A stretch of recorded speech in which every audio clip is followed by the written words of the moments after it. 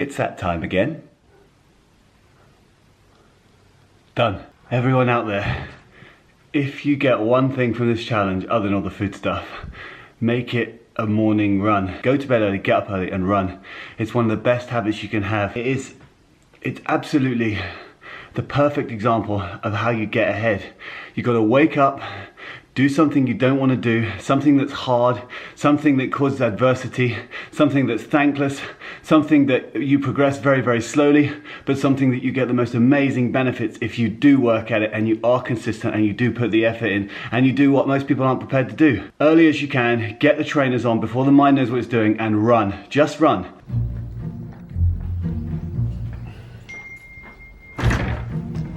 Hello? Hello?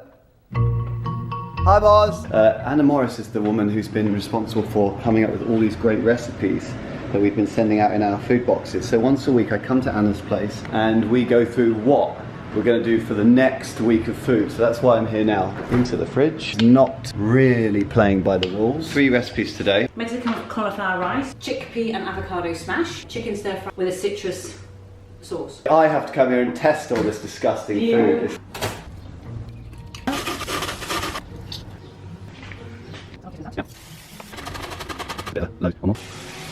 It's a tough, tough life. Really like that one. Thank you.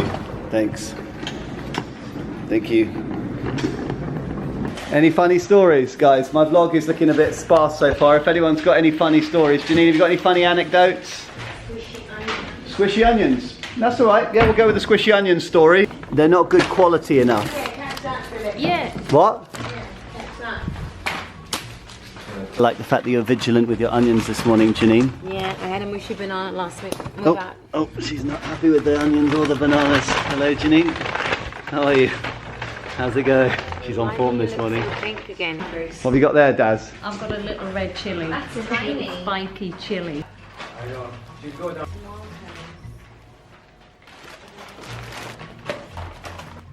Put as much of that cardboard on the trolley as you can. Can you? I'll take one in. Okay, I'll get it. Let's go. Not bad. Oh, gotta get the camera now. Whoa! If you press breathe, you're gonna basically flatten it now, yeah? Do you know how to do that? Do Iranians know how to flatten cardboard? You drive on it? No, you don't drive on it.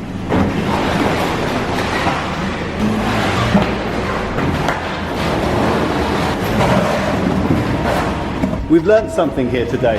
Never trust the Iranians.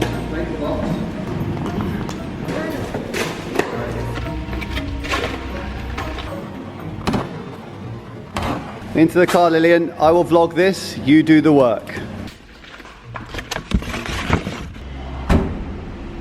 Why have you left your hand on there? A man reached his sexual peak at about the age of 19, and the woman reached her sexual peak at about the age of 40. So if you think you're horny now, trust me, you ain't seen nothing yet. In 10 years, you're going to be an absolute machine. Every other Friday afternoon, I like to take an Iranian out to recycle. Please explain the last sexual encounter that you had. If you were to describe his willy as a root vegetable, what would you choose? Like a winter turnip? Serious question though, nothing to do with sex or willies. What do you do? And it's absolutely tiny.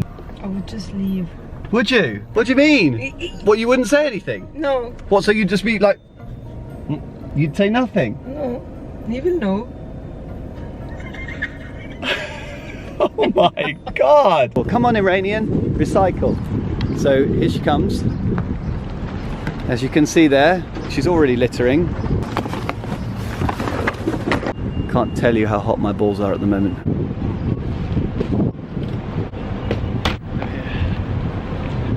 That is f***ing hot. Long-term relationship, okay? You really like the guy, yeah. Okay? He goes away on a lad's holiday, okay?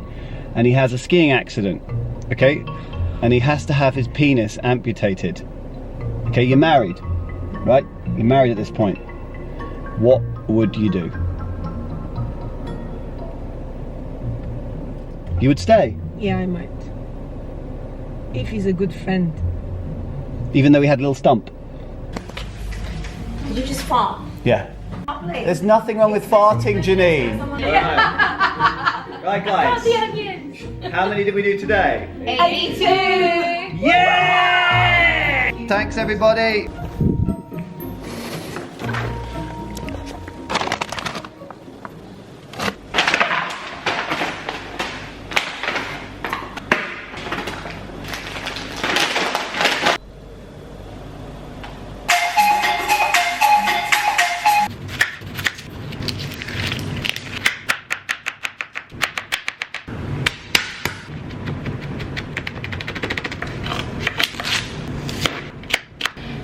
That's lemony.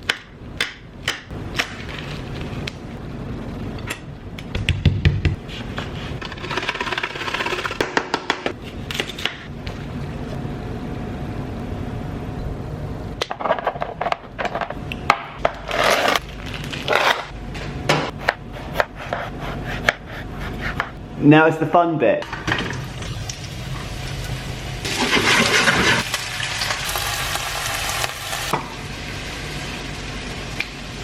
Ugh, gross.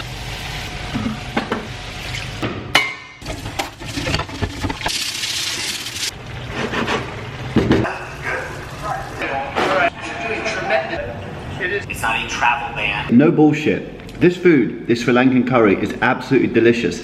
There's zero chance that I would ever, in a million years, have gone out and got the stuff to make this curry. As it stands, it took me 15 minutes, and it wasn't even difficult to do. Everybody, if you haven't yet tried a food box, just get one, and it will completely change the way you eat. It certainly has me. Watch this for a bit of tech.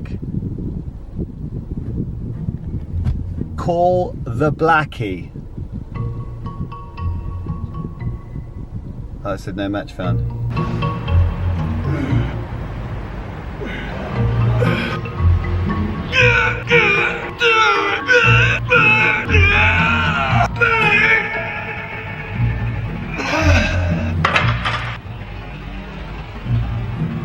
If there's a something that you know that makes you feel better than that, please let me know.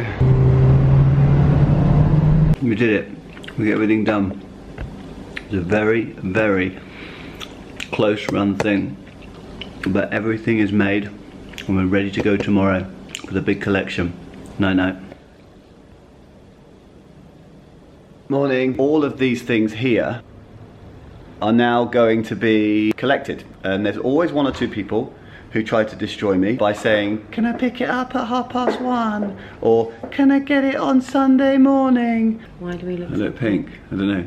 Let's try and sort this pink skin out. Hang on. Not pink anymore. Should we do a little bit of quality control though? Cherry tomato. Yeah. Cucumber. Yeah. Spring onion. Yeah. Cumin. Yeah. Walnut. Yeah. Cumin and paprika. Yeah.